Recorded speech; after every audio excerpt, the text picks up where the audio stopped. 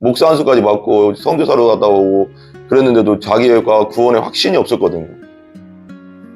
그러다가 루터의 로마서 서문 그걸 읽는 걸 들으면서 갑자기 가슴이 뜨거워지고 마음이 뜨거워지면서 거듭났는데. 우리 기도하겠습니다. 하나님 감사합니다. 이 시간 우리 UCT 교리문답으로 하나님 말씀을 공부할 때 주님께서 저희 입술을 주장하여 주시고 성령 충만하게 해주시고 악한 것 악한 영들 역사하지 못하게 막아 주시옵소서. 하나님 함께하여 주시옵소서. 아버지 은혜로 살게 하여 주시옵소서. 이 시간에 또 아버지 하나님 유튜브를 통해 우리 듣는 우리 성도들과 또 아버지 하나님 하나님께서 택하시고 선택하신 말씀을 듣기를 원하는 영혼들이 온전히 이 말씀을 깨닫고 더욱 큰 믿음의 사람들 되게 해주시고 하나님을 더 사랑하며 예수님을 더 사랑하며 성령님을 더 사랑하는 우리 모든 성도들 되게 하여 주시옵소서.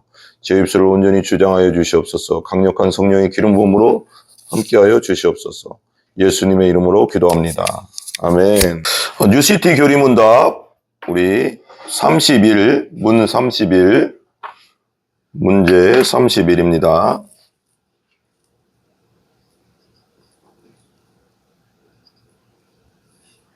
참된 믿음으로 우리는 무엇을 믿습니까?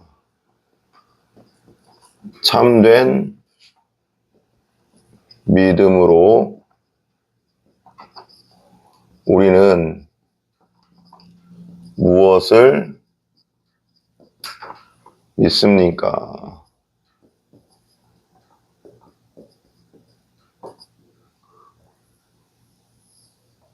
참된 믿음으로 우리는 무엇을 믿습니까?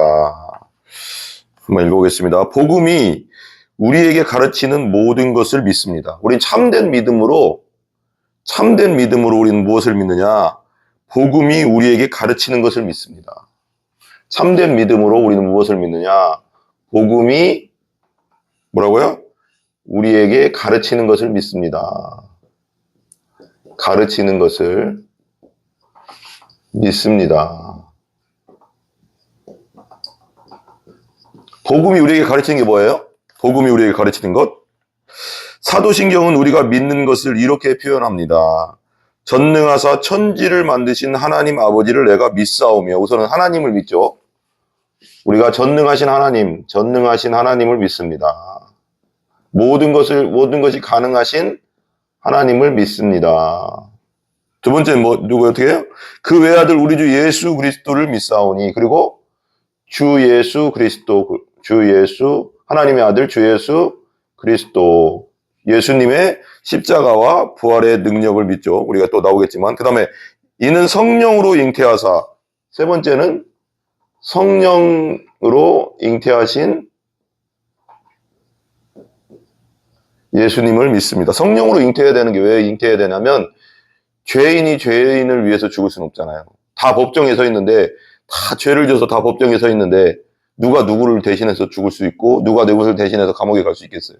죄 없는 사람이 할 수 있는 건데, 이 세상에 죄 없는 사람은 아무도 없으므로 예수님만이 거룩한 성령으로 태어나야지, 아담과 하와의 씨가 아닌, 원죄를 타고나는 것이 아닌, 죄성을 가지고 태어나는 것이 아닌 성령, 거룩한 영으로 태어나야지 죄가 없는 사람이잖아요. 완전한 사람이 될 수 있잖아요. 그래서 성령으로 잉태되는 게 되게 중요합니다.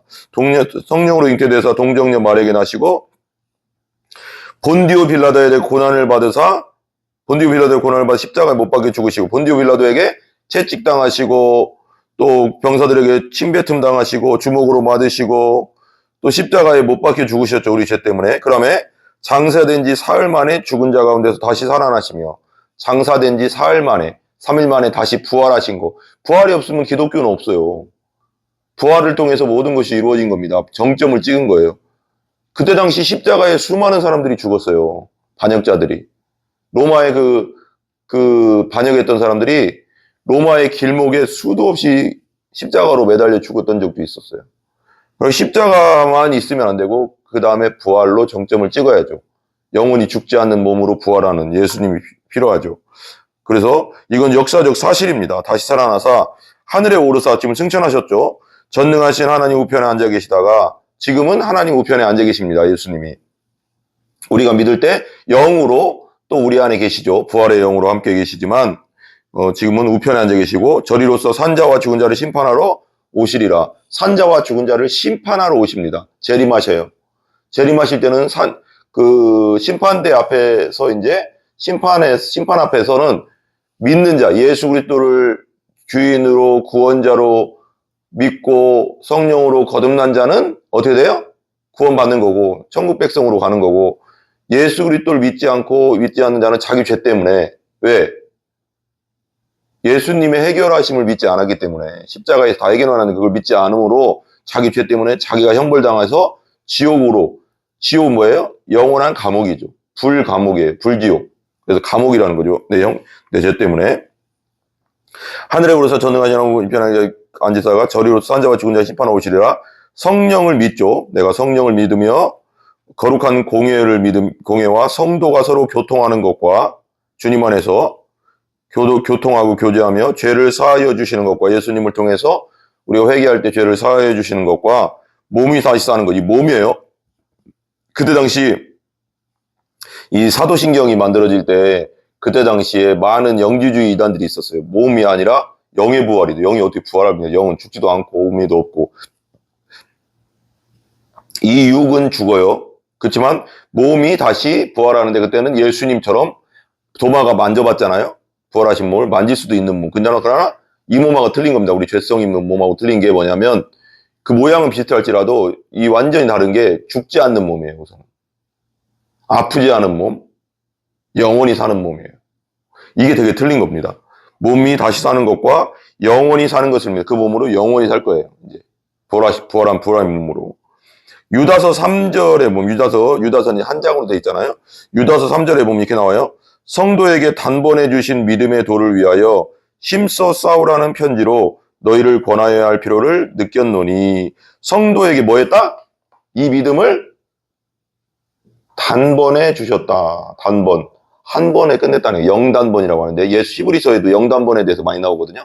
영원히 한 번에 십자가에서 모든 우리의 형벌을 당하시고 하나님 앞에 제사를 드림으로 말미암아 끝났다. 우리의 죄 문제는 끝났다.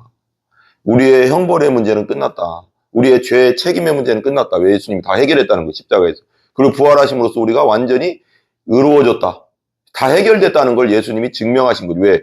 부활할 수 없죠. 죄인이면. 죄의 삭은 사망인 거죠. 영원히 죽어 있어야 되는데 부활했다는 건 예수님이 죄가 없다는 것이 증명된 거고, 우리의 죄 문제가 죽음으로써 해결됐다는, 십자가의 죽음에서 해결됐다는 것을 확실하게 도장을 찍은 거죠. 너희를 권하여야 할 필요를 느꼈노니 힘써 싸우라. 단번에 주신 믿음의 도를 위하여. 존 웨슬리 있죠. 감리교의 창시자인데, 창시자라고 하지만 감리교를 그 이후에 이제 존 웨슬리가 시작한 건 아니고 그 이후에 제자들이 이제 감리교라는 메소디스트라고 하나요? 그 시작을 했죠. 존 웨슬리가 이렇게 얘기했어요.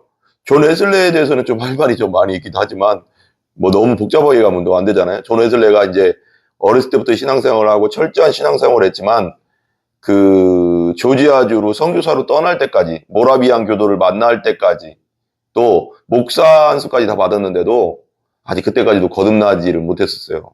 왜? 그 간증에 분명히 나와 있어요. 네이버에 찾아보시면. 그리고 모라비안 기도에서 그리고 이제 영국으로 다시 돌아오고 완전 2년 동안 그 조지아주에서 선교의 실패를 보고 돌아오고 나서 믿음에 대해서 깊이 생각하게 되고, 찰스 웨슬레도 그 다음에 먼저 거듭나고 갈라디아서를 이제 듣다가 루터에, 그리고 그 웨슬레는 그 모임에서 그 올더스 맞죠? 곳에 이제 모임에 참여했다가 거기서 루터의 로마서 서문을 읽는 걸 들으면서 마음이 뜨거워졌다. 그때 자기가 예수님을 만났다. 제대로 이제 거듭난 거죠. 성령으로 거듭났다 그랬거든요. 이렇게 얘기해요. 요한 웨슬레가. 그렇다면 믿음이란 무엇인가? 믿음은 하나의 견해가 아니다. 믿음은 하나의 무슨 내용이 그런 뜻이에요. 견해가 아니다. 무슨 주장이 아니다. 한마디로 표현할 수 있는 것도 아니다. 아무리 많은 견해를 합해도 또한 그 견해가 아무리 참이어도 그것은 믿음이 아니다.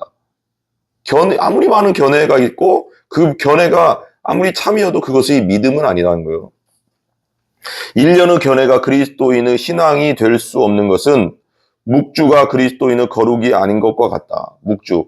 전주교에서 그 묵주 있잖아요. 묵주가 그리스도인의 거룩이 아닌 것과 같다.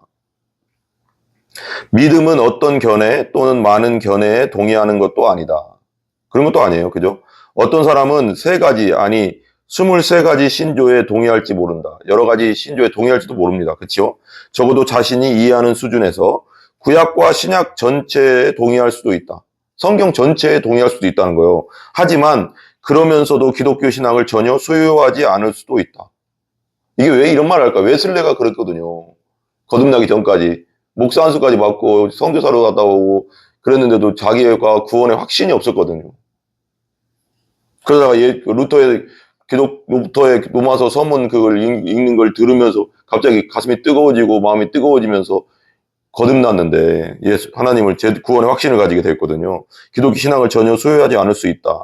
기독교 신앙은 하나님이 아들을 통해 나와 화목을 이루셨다는 확신이나 증거가 마음에 일어나는 것이다.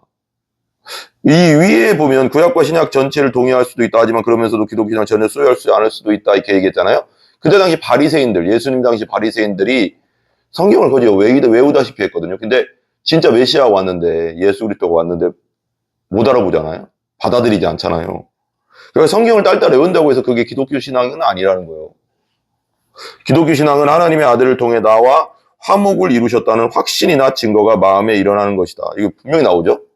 이게 웨슬레가 그걸 경험했기 때문에 그런 거예요. 어렸을 때부터 수잔 웨슬레라고 하나요?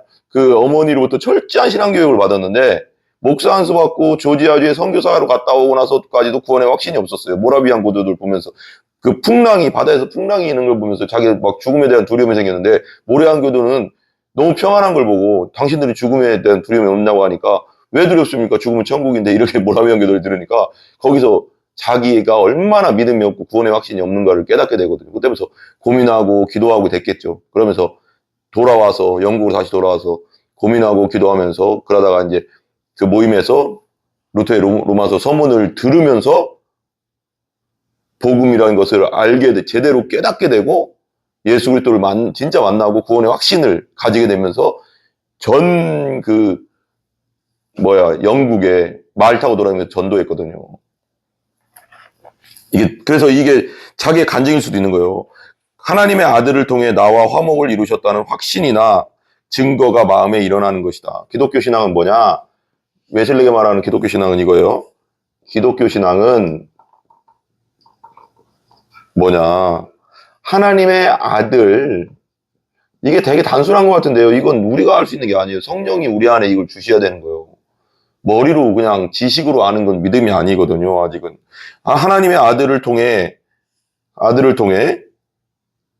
나와 하나님이 화목된 거, 나와 화목되고 하나님이 화목을 이루셨다는 확신, 여기 나오죠? 자기가 확신이 들었다고 하잖아요. 어릴 때부터 교회는 다녔다니까요, 웨슬레도. 확신이나 증거가 마음에서 일어나는 것이다. 에서부터 일어나는 것. 이게 기독교 신앙으로 정의했어요, 웨슬레는. 웨슬레가 이렇게 만났거든요. 목사 안수 받고 선교사로 갔다 오고 나서까지 구원의 확신이 없었거든요. 근데 로마서 서문을 들으면서 이게 일어난 거죠. 루터의 로마서 서문을 읽는 걸 들으면서 하나님의 아들이 나와 하나님 사이를 화목하게 하고 그걸 확신과 증거가 내 마음에 일어나는 것. 마음에서 또 일어난다고. 성령이 하시는 거거든요. 믿음은 성령이 주실 거죠. 구원, 은혜는. 성경이 그러잖아요. 성령님이 하시는 일, 의에 대해서, 죄에 대해서, 심판에 대해서 알려주시는 분. 그리고 예수님을 우리에게 증거해 주신다고 하잖아요. 성령님이. 목회자들이나 전도자들이 설교를 하지만 성령님이 강력하게 우리 입술을 통해서 역사하는 거지 우리가 그들을 믿게 할 수 있는 건, 사람을 믿게 할 수 있는 건 아닙니다. 믿음은 그런 겁니다. 믿음은 선물이에요, 선물. 따라서 은혜로 화목하게 하신 아버지에 대한 확신, 그리고 모든 것, 특별히 보이지 않고 영원한 선한 것들에 대한 확신, 계속 확신에 대해서 해야 되겠나요? 왜냐면 자기가 확신이 없었거든요. 제대로 거듭나고 구원의 확신이 생기기 전까지 목사 안수를 받았는데도 선교사로 이 조지아주에 갔다 왔는데도 모리아 부양교들 보면서 죽음에 대한 두려움을 갖고 있었다는 걸 알았고 구원의 확신이 내가 없구나라는 걸 알고 그러고 나서 이제 그걸 예수님을 제대로 만나고 나니까 확신에 대해서 자꾸 얘기하는 겁니다. 그때 확신을 했거든요. 하시나 아버지에 대한 확신, 그리고 모든 것, 특별히 보이지 않고 영원한 선한 것들에 대한 확신과 뗄래야 뗄 수 없게 결합되는 것이다. 결합되는 것. 전혀 0.0001%도 구원에 대한 의심이 하나도 없는 상태. 그건 누가 줄까요? 성령님이 주시는 거예요. 성령님이. 그게 웨슬레가 그렇게 어려서부터 철저한 신앙교육을 받았던 웨슬레도 그 목사 안수를 받고 선교사로 갔다 와서도 그렇게 구원 확신은 없었다는 겁니다. 근데 그렇게 하다가 로마서 서문을 듣다가 성령의 거듭남이 그때 생긴 거죠. 이게 정말 중요하거든요. 여러분에겐 구원의 확신이 있습니까? 0.0001%라도 의심이 없습니까? 여러분에게는? 그래야 됩니다. 어떻게 그럴 수 있어요? 성령이 하시면 됩니다.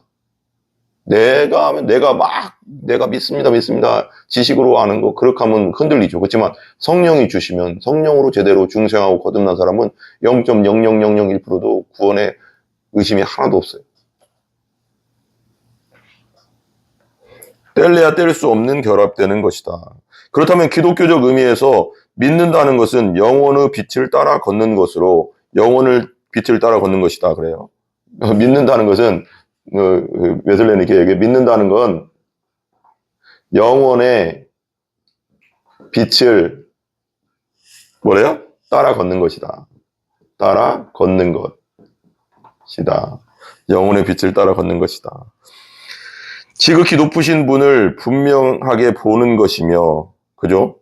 분명하게 보인다는 거예요. 성령으로, 요한복음 3장에도 성령으로 거듭나야지 하늘나라를 볼 수 있고 들어갈 수 있다고 하잖아요. 중생해야지.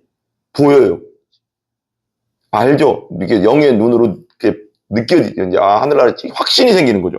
하늘나라에 확신. 분을 분명하게 보는 것이며 그분의 사랑하신 아들을 통해 나와 화목하게 되었다는 확신을 갖는 것이다. 여기 웨슬레가 얘기한 것 중에 계속 얘기하는 게 뭐예요? 확신이에요. 확신. 아버지에 대한 확신, 영원한 선한 것들에 대한 확신, 그 다음에 사랑하신 아들을 통해 나와 화목하게 되었다는 확신. 왜 자기가 루터의 로마서 서문을 들으면서 확신했거든요. 목사 안수 받고 선교사까지 됐음에도 불구하고 구원의 확신이 없었어요. 그 간증을 읽어보면 웨슬레, 요한 웨슬레의 간증을 읽어보면 나오거든요. 네이버 같은 데 한번 찾아보시기 바랍니다. 확신이 있느냐. 여러분, 하나님에 대한 확신, 예수님에 대한 확신, 그리고 예수님이 여러분의 죄를 위해서 십자가에 돌아가셨다는 나를 위해, 우리 모두지만 나를 위해 십자가에 돌아가셨다는 그 확신, 예수님이 다시 오신다는 확신, 그리고 예수님 믿은 자는 예수님 재림하실 때 다시 부활한다는 확신, 죽어도 산다는 확신, 있으십니까? 이거 있어야 됩니다. 이게 의심이 안 돼야 돼요. 그리고 하나님이 전능하신 하나님이라는 확신, 이 세상을 하나님 만드셨다는 확신, 이거 있어야 됩니다. 이건 누가 주냐? 내가 믿습니다 해서 되는 게 아니라 성령의 역사로 되는 겁니다. 그게 성경입니다. 그게 신학입니다. 성령이 아니고는 하나님을, 예수님을 믿을 수가 없어요. 성경에 나오잖아요. 주로 시인할 수가 없다고 하잖아요. 그래서 확신은 누가 주신다? 하나님에 대한 확신, 하나님에 대한 확신, 예수 그리스도에 대한 확신 누가 주신다? 성령, 홀리 스피릿. 성령이 주신다. 그럼 우리가 어떻게 해야 돼요? 기도해야죠.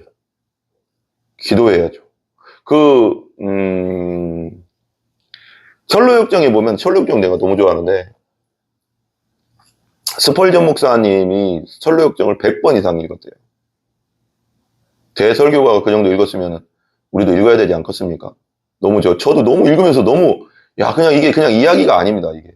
존 번연이 그냥 이야기로 쓴 게 아니라 그 어떤 신학장과 목사님이 이렇게 얘기하더라고. 되게 신학적이다. 철저하게 신학적으로 만들어졌다, 이 이야기가.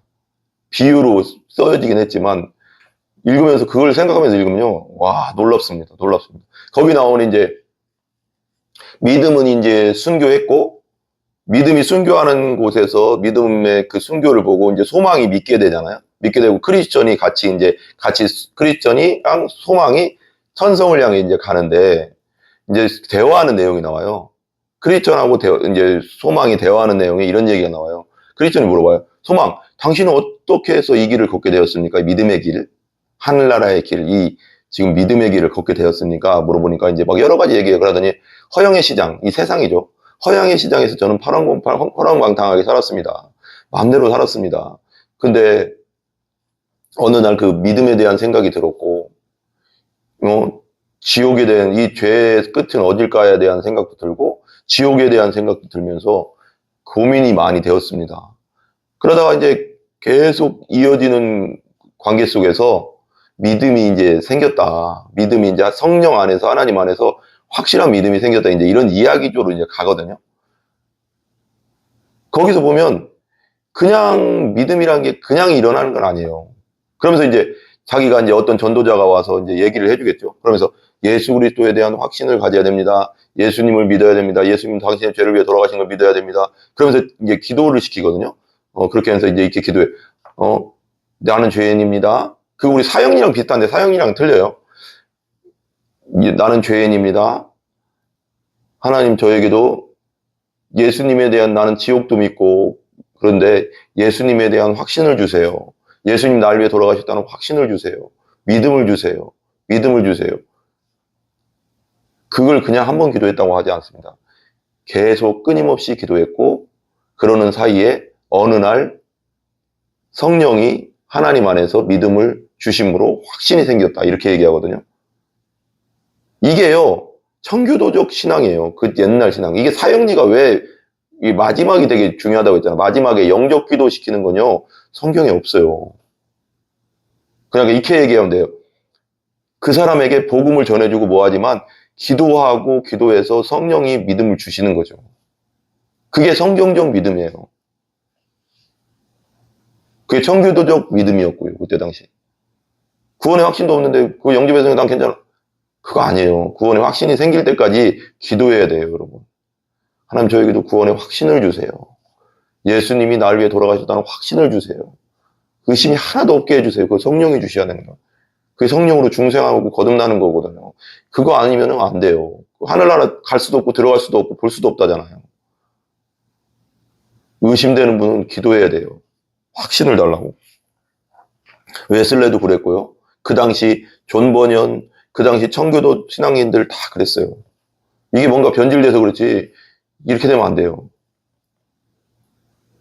가짜 신앙인들이 그럼 많이 생깁니다.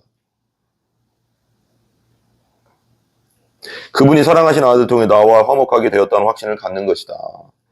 D.A. 카슨, 우리 이제 그 미국의 그 성경학자인데 이 시대의 유명한 학자죠. D.A. 카슨 목사님, 또 교수님, 트리니티 신학교 교수였나 그랬을 거예요. 이분이 이제 이렇게 얘기해요. 전능하사 천지를 만드신 하나님 아버지를 내가 믿사오며 그래요. 전능하사 천지를 만드신 하나님 아버지를 내가 믿사오며 여기서 확신한다는 거죠. 확신. 믿사오며 그래서 사도신경 일반적으로 사도신경이라고 불리는 이 신조는 이렇게 시작한다. 엄격하게 따지자면 이것은 사도들이 작성한 것이 아니다. 사도들이 작성한 건 아니에요. 왜? 사도신경은 2세기에 처음 등장하기 때문이다. 사도들, 그러니까 우리 예수님의 12제자가 만든 것은 아니고 2세기에 처음 등장했으니까 속사도라고 하죠. 그러니까 그 뒤에 사도들 뒤에 뭐 나온 폴리캅이라든가 사도 요한의 제자 뭐 폴리캅이라든가 뭐 이런 속사도들 있잖아요. 사도신경은 2세기에 처음 등장하기 때문이다. 하지만 이 신조를 사도신경이라고 하는 이유는 이 신조에 요약된 내용이들이 사도들의 교리, 즉 신약 성경의 교리를 정리하여 보여주어서나 요약한 거죠. 사도신경을 신약 성경을 요약해서 핵심만 딱딱딱딱 왜 이단들이 들끓었으니까 핵심 구절들을 딴 겁니다. 그때 당시 영주주의뿐 아니라 여러 가지 이단들이 나오니까 예수님의 동정녀 탄생, 그리고 예수님의 하나님됨, 그리고 그 예수님의 몸의 부활, 그리고 우리 몸의 부활, 왜 그 영주주의 때문에 그런 걸 이렇게 넣은 거거든요. 정리하여 보여주어서다. 신약성의 교리를 정리하여 보여주다. 사도신경은 초기 교회의 신앙 고백이다. 초기 교회의 신앙 고백이에요. 굉장히 초기에 등장했고 전 세계 기독교 교파에서 널리 사용되기 때문에 모든 그리스도인들을 한 믿음으로 묶어주는 굉장히 진귀한 것이다. 진귀한 것이다. 그렇죠. 사도신경을 주의 깊게 천천히 살펴보면 성부, 성자, 성령, 창조, 동정녀 탄생, 그리스도의 죽음, 죽은 자 가운데서 살아나심, 그리스도의 정체성, 그렇죠. 정체성, 그리스도의 하나님됨과 하나님의 아들됨과 뭐 이렇게 정체성, 성령이 우리 안에 역사하시는 것의 의미 등을 분명하게 언급한다. 이게 전체적으로 따다다다닥 그 요약한 겁니다. 그 짧은 글에. 사도신경이 이 모든 내용을 간략한 언어로 담고 있어 수백만의 그리스도인이 주일마다 암송하거나 낭송하고 때로는 개인 경건의 시간에 활용된다. 우리 그 침례교회에서는 성경 제일주의이기 때문에 하는 교회도 있고 안 하는 교회도 있어요. 그렇지만 중요한 건 사도신경 자체가 신약성경에서 그대로 핵심 구절을 빼낸 거기 때문에 너무 중요한 겁니다. 너무 중요한 거예요. 네. 기억해야 할 중요한 할지라도 낙성된 시대에 따라 기억해야 할 중요한 사실이 있다. 신조는 일부라 할지라도 작성된 시대에 따라 형성되는데 그것은 성경이 변해서가 아니라 우리가 성경에 대해 묻는 질문이 시대에 따라 조금씩 변하기 때문이라는 것이다. 성경에 대해 묻는 질문들이 시대에 따라 조금씩 변하기 때문이래요. 예를 들어 16세기 종교개혁 당시에 만들어진 신조들은 약간 다른 질문들을 던지고 답한다. 16세기 1517년에 이제 루터가 종교개혁을 했잖아요. 하지만 사도신경은 전 세계 그리스도인이 동일하게 고백한다.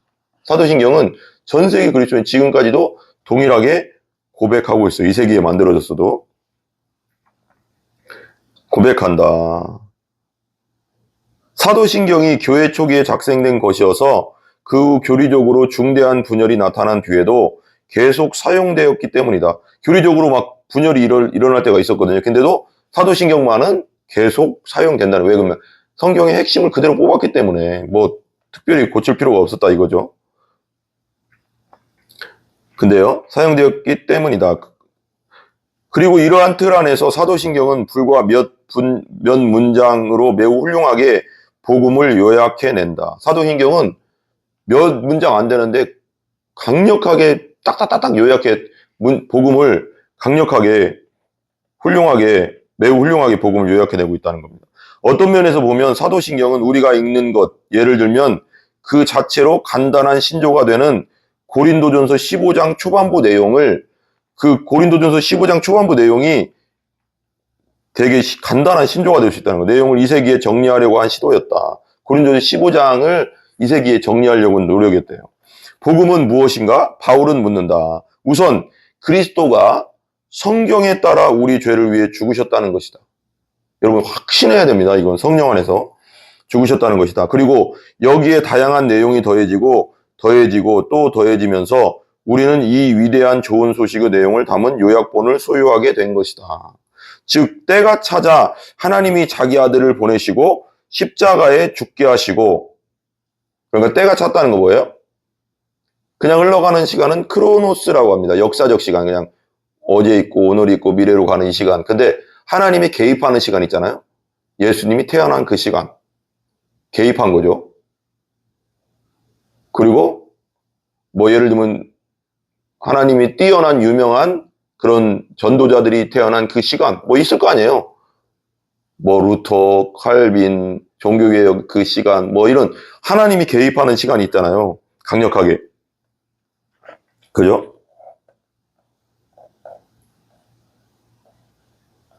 즉 때가 차서 하나님이 자기 아들을 보내시고 십자가에 죽게 하시고 그를 죽은 자 가운데서 살리셔서 바울이 새 사람이라고 부르는 엄청나게 많은 사람을 자신에게로 이끄셨다는 것이다. 우리는 예수 안에서 새 사람이 된 거예요. 그러니까 뭐 도덕적으로 완전했다는 뜻이 아니에요. 완전해졌다는 뜻이 아니라 우리 영이 죽었던, 말하자면 완전 타락해서 영적으로 완전 깨지고 부패해버린, 신학적으로는 영적으로 부패해버리고 하나님과 관계가 끊어진, 영적으로 죽었다는 걸 그렇게 설명하거든요. 신학적으로는. 끊어져 있었는데 내 안에 얘가 예수 그리스도를 믿음으로 예수 보혈로 내 죄가 씻어지고 거룩해져서 새 영을 내 안에 부어주시고 그 안에 성령이 들어온다는 거예요. 부활하신 예수님의 영이 들어오고 그래서 새 사람이 된 겁니다. 새 사람.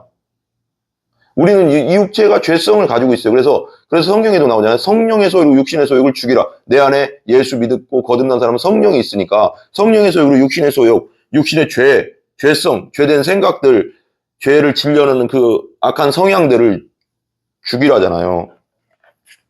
우리 그래서 새 사람이라고 부르는 엄청나게 많은 사람을 자신에게 이끄셨다는 것이다. 따라서 주일 공예배에서 사도신경을 낭송할 때면 거기에 담긴 몇 마디 말 뒤에 2000년에 걸친 기독교의 역사가 있다는 사실을 기억해야 된다. 기억하라. 2000년 동안 변함없이 사도신경을 낭독해왔다는 거죠. 왜? 성경적이니까요. 성경에서 뽑아냈고 막 여러 가지 변혁의 시대에도 이 사도신경만은 계속 외웠다고 합니다. 사도신경은 전능하사 천지를 만드신 하나님을 믿는다는 고백을 통해 문화와 언어, 시간과 공간을 초월하여 모든 그리스도인들을 하나가 되게 한다. 왜? 전능하사 천지를 만드신 하나님, 유일하신 신, 이 세상의 주인이니까요. 모든 문화와 언어, 시간과 공간을 초월해서 모든 그리스도인을 하나 되게 한다라는 것입니다. 우리 기도하겠습니다. 천지의 창조주이신 하나님, 우리가 드리는 놀라운 믿음과 고백들이 생생히 살아나게 해 주십시오. 시공간상에서 일어난 하나님의 구원 역사와 신학적 진리를 떼어놓지 않게 해 주십시오. 우리가 불신앙으로 흔들리지 않고 죽은 자를 살리시는 진리 위에 우리의 삶을 두게 해 주십시오. 예수님의 이름으로 기도합니다. 아멘. 우리 주기도문을 마치겠습니다. 하늘에 계신 우리 아버지여, 이름이 거룩히 여김을 받으시오며 나라의 임하옵시며 뜻이 하늘에서 이루어진 것 같이 땅에서도 이루어지이다. 오늘날 우리에게 일용할 양식을 주시고 우리가 우리에게 죄 지은 자를 사하여 준 것 같이 우리 죄를 사하여 주옵시고 우리를 시험에 들게 하지 마옵시며 다만 악에서 구하옵소서. 대개 나라와 권세와 영광이 아버지께 영원히 있사옵나이다. 아멘. 하나님께 영광 돌립니다. 감사합니다.